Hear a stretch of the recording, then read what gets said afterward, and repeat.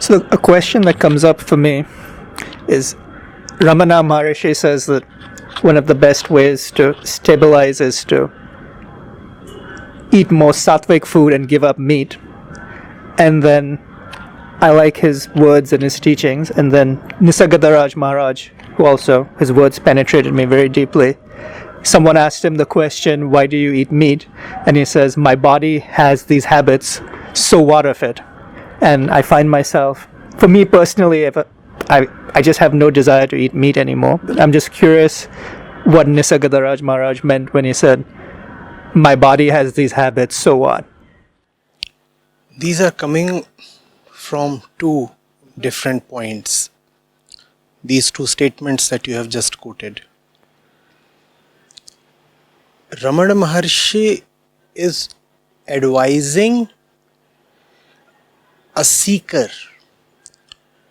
Raman Maharshi's counsel is for someone who is still on the way. So he is offering you a method to be lighter on your way, so that your journey is less loaded against yourself. Nisargadatta Maharaj is saying from the point of one who has already reached. And he is saying, I am at a point where there is complete separation between me and the body. Now that kind of a separation does not exist for the one who is still on the way. So Nisargadatta Maharaj says, let the body do what it wants to do. The body is anyway a conditioned mechanism. And situated where I am, if I interfere with the body even to bring some purity, some correction, some sattvikta to it, that would again be a kind of entanglement, a kind of identification. So I don't want to touch the body, not even to correct it, not even to bring sattvikta to it. I don't want to meddle with the body anymore. But that statement, remember, is possible only to someone who has arrived at that complete distinction. Therefore, the statement that Nisargadatta Maharaj is making is wonderful but not useful. It has very little utility, because all utility has to be for someone who is still struggling, still on the way, is still trying to make his way through the various challenges that the body and mind offer. Liquor consumption or flesh consumption or other kinds of unwise gratifications of the body merely increase the obstacles that one faces. So therefore, those kind of things must not be practiced, even if it is observed that a realized man is practicing them. Nisargadatta Maharaj, by the way, was also an avid smoker. Not only would he smoke himself, he actually owned several little shops that would dispense local handmade cigarettes called bidis. In the locality where he stayed, he was famous as Bidi Wale Baba. But then does that mean that you have to smoke to be enlightened? No. Those kind of things, even if they are documented, recorded, observed in a realized man, must be respectfully kept aside as the idiosyncrasies of the realized man. Ramakrishna Paramhans would run after fish.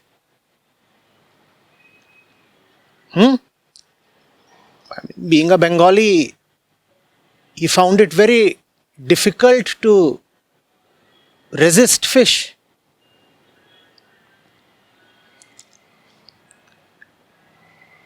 Jesus seemed to have his affinity towards meat and wine. There is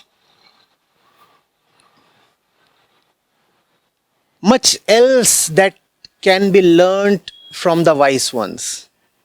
Not these aspects. Their inner force, their urge for liberation surely was so strong that they could arrive at their destination in spite of these obstacles.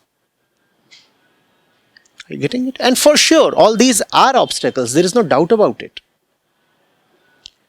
But they were extraordinary people. In spite of liquor or flesh,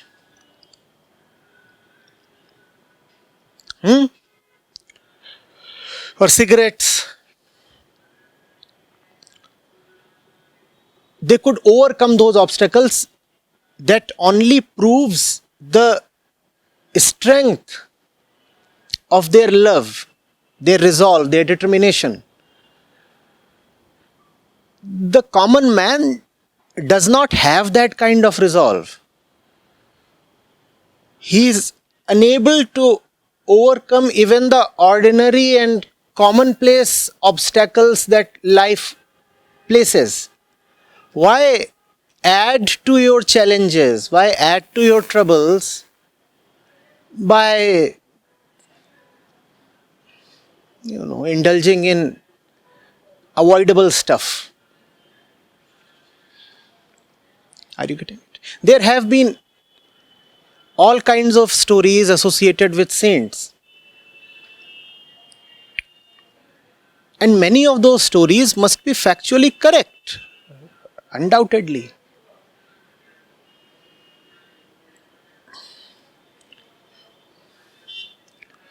There have been saints who have been womanizers. There have been sages who have been shown to have their own fascination for their several kinds of passions. That's not something we are to learn from them or emulate from them. If anything, what these stories tell us is that there is nothing called absolute liberation. Are you getting it? That the stranglehold of Maya on the body and the mental tendencies always remains. Therefore, even at the so-called end point, what you can have is complete separation but not complete purification. These two are very different things. Liberation, therefore, is the word, not purification. Liberation implies separation. You say the I sense is now liberated from the body and mind. You do not say that the body and mind are liberated. Do you say that? Do you say that? So, when you say liberation, who is liberated from whom? We must go into that. And the very emphasis on the word liberation proves that ultimately you have no option but to distance yourself. That alone is liberation. But in the process of liberation, purification is important. And that is what is Satvikta. So, Raman Maharshi is talking of purification. He is talking as a counselor to someone who is on his way. And therefore, his words are useful here. Nisargadatta Maharaj is truthful here, but not useful. The seeker must look for that which is useful, even if it is not absolutely truthful. Getting it? And that is also the reason why one must avoid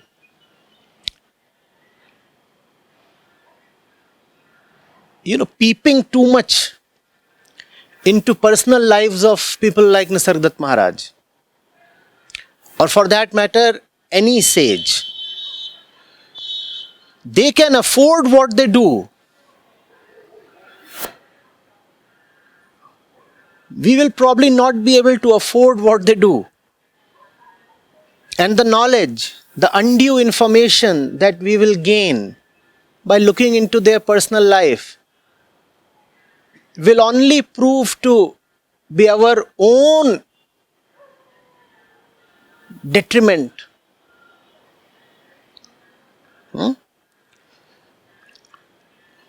Far better to go by their advice.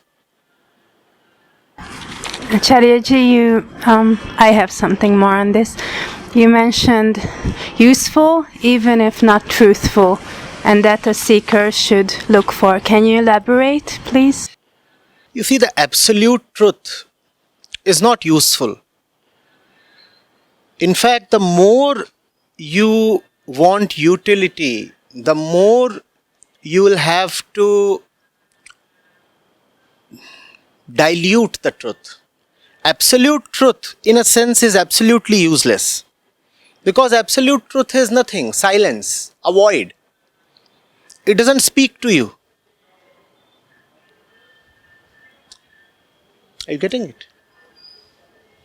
It has no value, no purpose, no utility whatsoever. Therefore, when the liberated ones have spoken, they have been forced to say things that have an iota of falseness in them. So if you detect falseness in the words of a liberated one, kindly do not take it to mean that the liberated one could not tell truth apart from the false. It merely means that he wanted to be of help.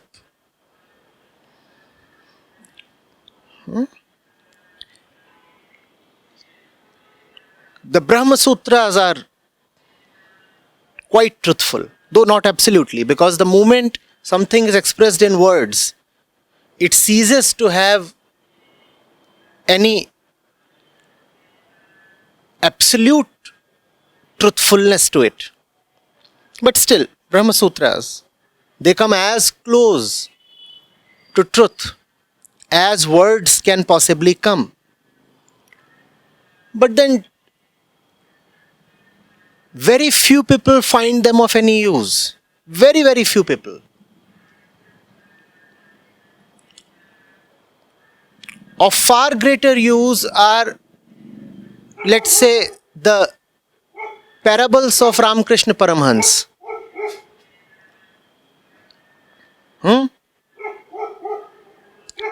Simple stories for the common people.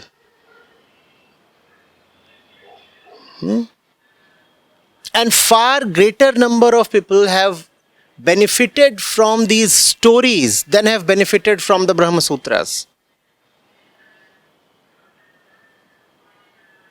Are you getting it?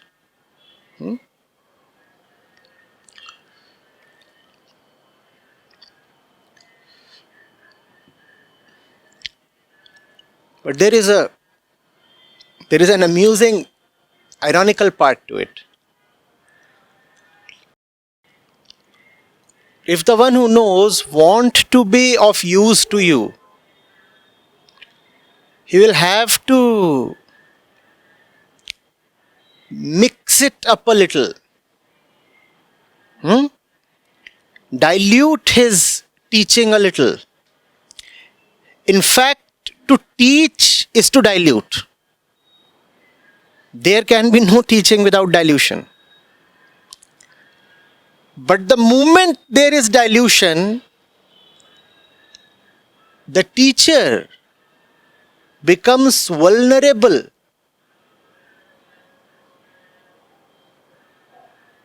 against charges of falseness. You can now indict him. You can say, here, this is what you have said, this is what you have done, and I can conclusively prove that a lot of it is false. Yes, of course, a lot of that is false. For your sake. Had it not been false, would you have been able to make any sense out of it?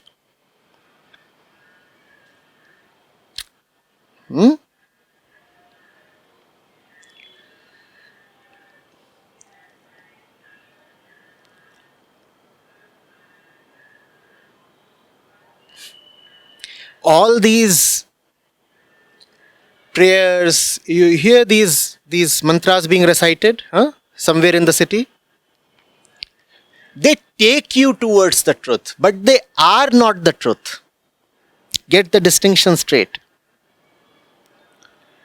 They are very useful assistants, but they are not the real thing itself. You could say they are the secretaries that would take you to the boss's cabin, but they are not the boss. And do not confuse the secretary for the boss.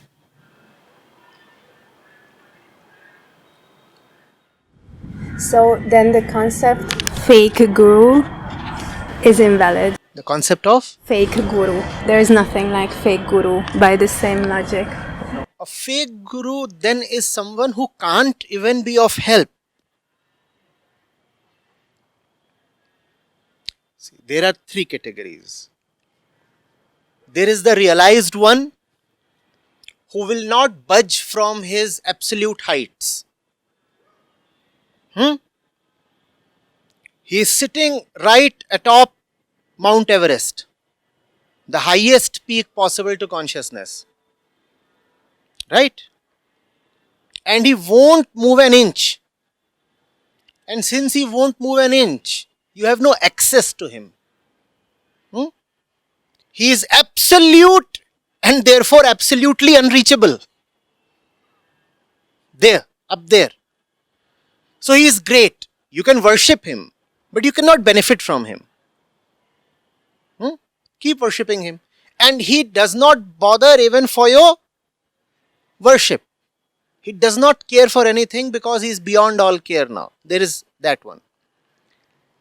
Then there is the one who has been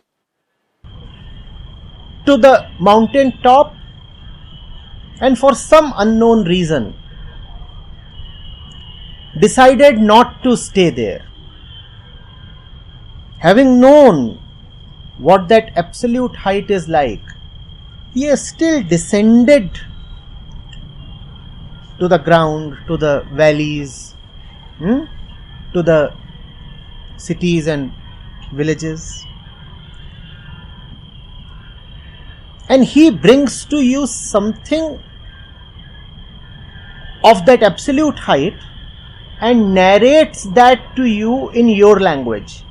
And obviously your language is the language of the false. Therefore, when the truth is expressed in your language for your sake, for your benefit, it does not retain its absolute purity anymore. It cannot. But it becomes, to you it becomes useful. It becomes useful to you. So this fellow takes the blame upon himself. There is no doubt that first of all, he has disrespected the invitation of the Absolute by being there and yet not staying there, lodging there. And secondly, he is bringing to you something that does not quite belong to your world, that cannot quite be expressed in your language,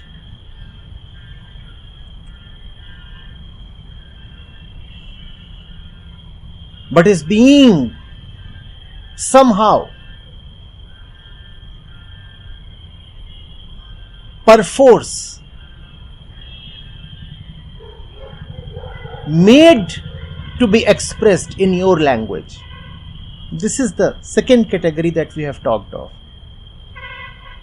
Then you used the term fake guru. This is the fellow who has never been to the mountaintop. He belongs to the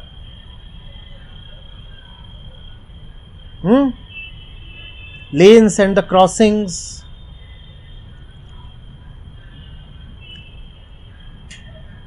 Maybe he has seen some photo or two, or has heard some description from someone who has gone up some distance and is using all that to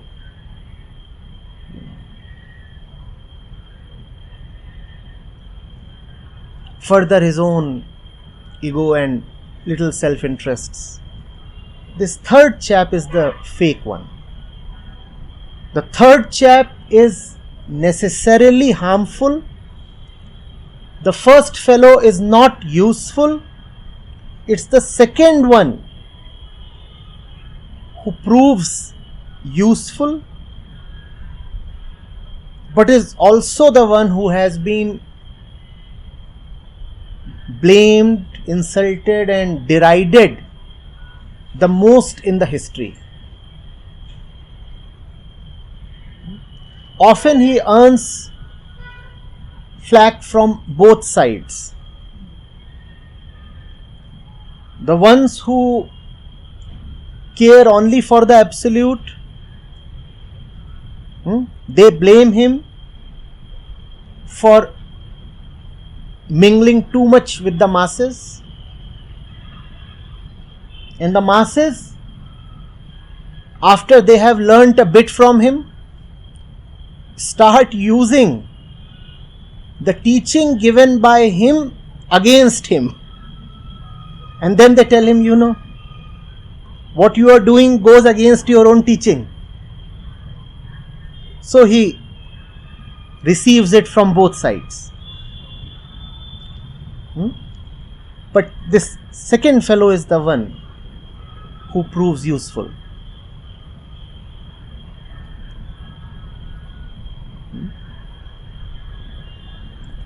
Incidentally, the really fake guru is quite unlikely to be detected as a fake guru. The title of fake guru is usually reserved for the fellow of the second type.